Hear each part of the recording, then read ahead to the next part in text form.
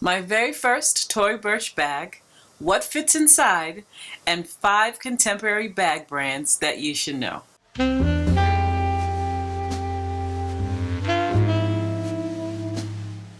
Hi guys, welcome back to my channel.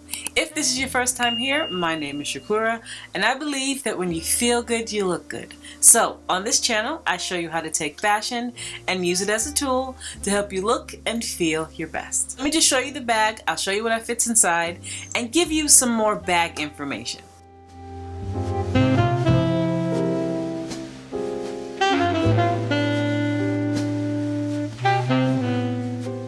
I decided to get the Tory Burch Lee Radziwill bag, and I was deciding between this one that I have here and this other one that's on the screen, the mini version. But I saw this version on TikTok while I was just scrolling, and something told me to try this instead. And I'm glad I did, because this one definitely fits more. I think during the spring and summer I tend to hold less, so this is going to be a great option. So the bag does give me a mixture of the Fendi Peekaboo bag and Hermes Kelly, like the mini version. So I have to say, you guys, that this bag was more impressive in person than it was on the website. On the website it did look cute, but in real life I don't know, it just gave me something else.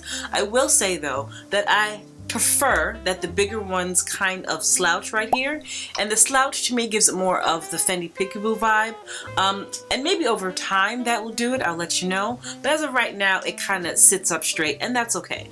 The leather on this took me by surprise. I took it out the box because, guys, this is not an unboxing. I've already been playing with it. I have outfits for it and everything. I took it out the box and the leather shocked me. Like I was expecting to have a nice supple leather, but this is just, it does come with a crossbody. A little bag for the summer always needs a crossbody.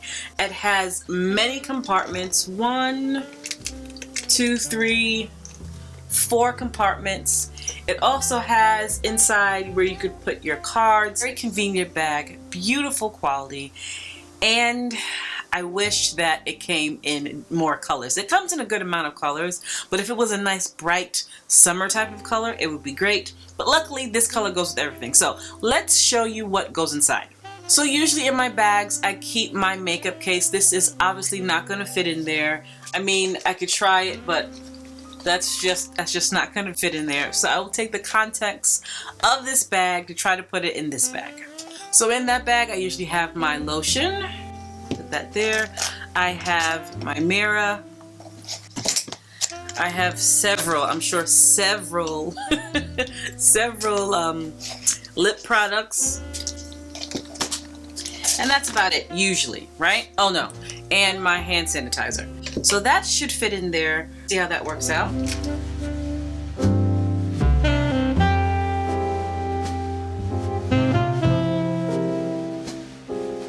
And then I will have my Louis Vuitton key pouch, my key clay, and then I will have my YSL card holder.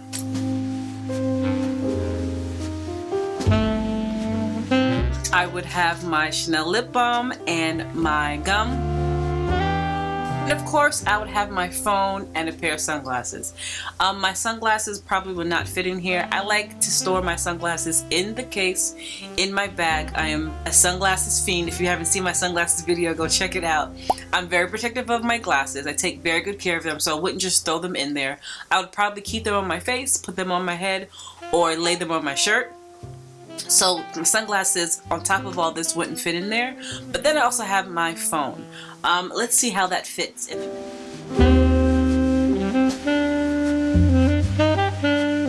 Fits, but you guys, it is pretty full. It's very full.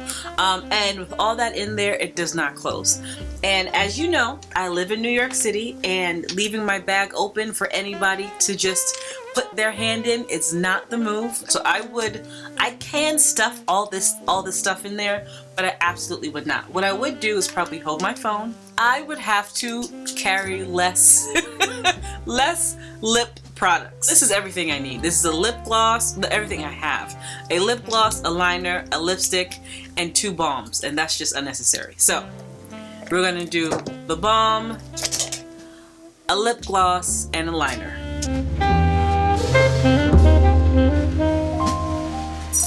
My keys and my wallet. My mirror in the back.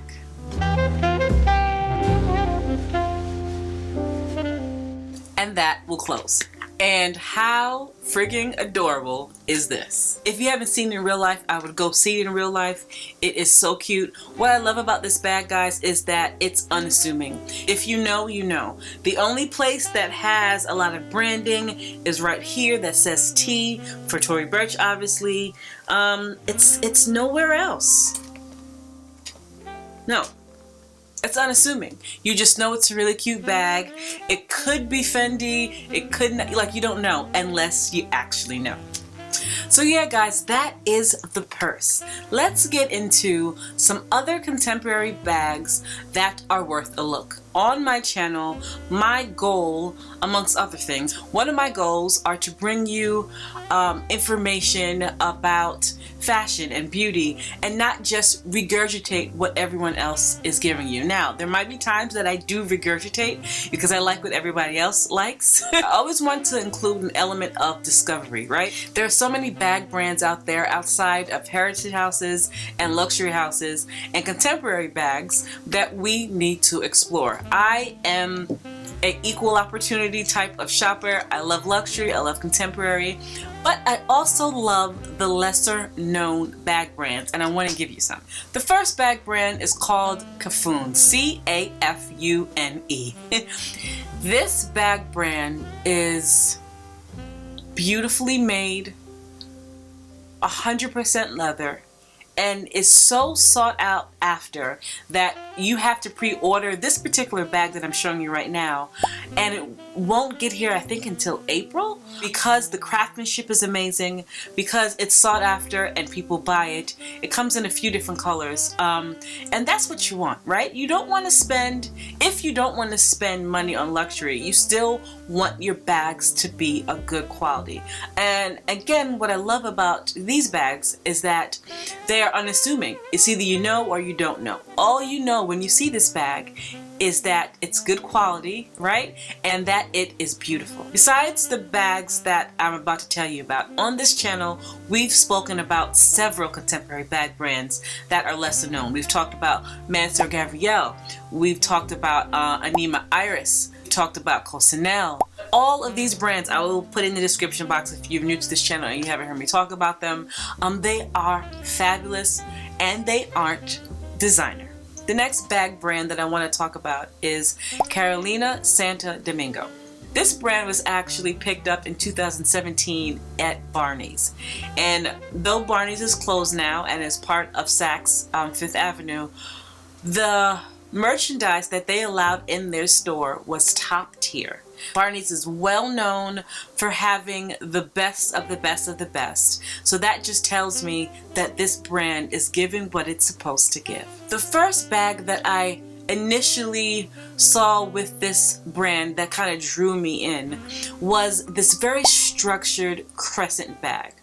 It is very timely, it's very on trend right now, but something is giving me timeless. Like, though the trend is a crescent bag now, the way that this is constructed will just give me interesting in about 5 years. So even if in 5 years that crescent type bag is not in style, this will still give what it's supposed to give because of the way it is structured. And of course they have other styles. This is just the one that brought me in because it looks similar to what's on trend right now, but it's something that's just a little bit different. Go check them out. I believe they have a beautiful top handle bag, which I am a sucker for. They have some great options, and like I said, great quality. The next bag brand that I want to talk about is also extremely interesting for several reasons. One, again, all leather. I love a good quality bag, well constructed. The flap on their bags is asymmetrical. and I feel like it gives the bag a little extra something.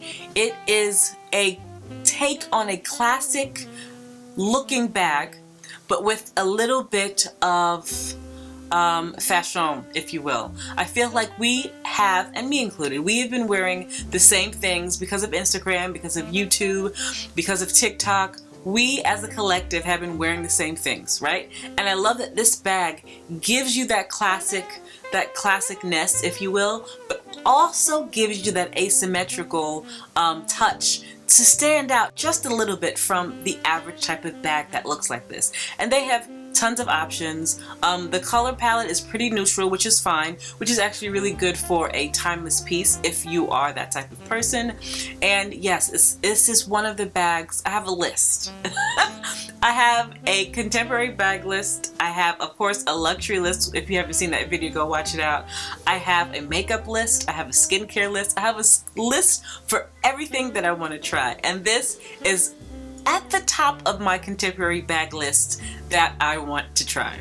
The next brand is not a bag brand, but it is a brand that has bags that has a small, or it's a growing cult following. Some of the fashion girls have sold out this particular bag several times at Anita Bing. When I think of Anita Bing, I don't initially think of her bags or the bags. I think of blazers and I think of t-shirts. So when I stumbled upon these bags, I thought they are fantastic. They have a really good dupe for the YSL tote, the Reeve tote, and I think it's sold out, but I'll check. It's sold out, it comes back in stock. Sold out, comes back in stock. They have a fantastic bucket bag. And this particular purse, this shoulder purse that's very on trend right now, has come in and gone out of stock several times.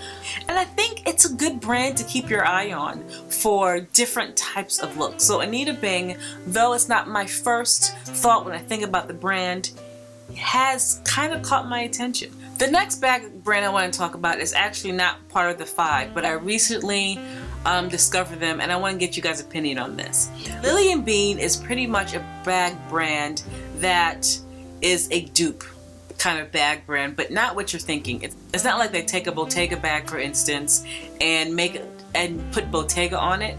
It's kind of like they're taking the shape of other bags, like the Dior book tote. It looks very similar to the Dior book tote, but then you put like your initials on it.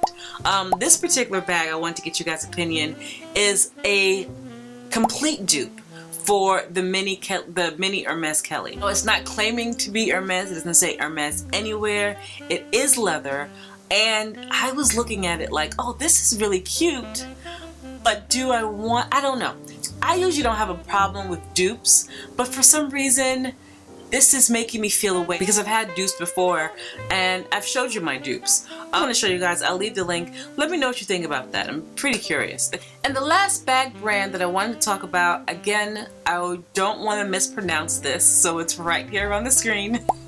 They have some spectacular pieces. They have this beautiful top handle purse that comes in 3 different sizes. The smallest size is nano and perfect for dinner and nights out during the spring and the summer. They have a medium size and they have a bigger size.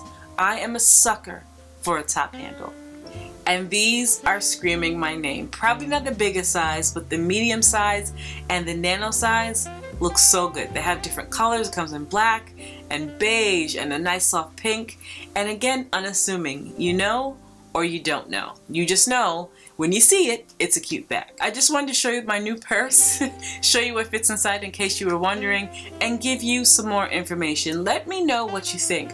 I would love to get some more ideas on other places to shop as far as bags are concerned. I like good quality bags. Let me know if you've ever shopped at any of these places. Give me your honest opinion about the Lily & Bean Hermes dupe, the baby Hermes Kelly dupe, and thank you so much for watching. If you like the video, like, comment, subscribe, share the video, and I will see you in my next video.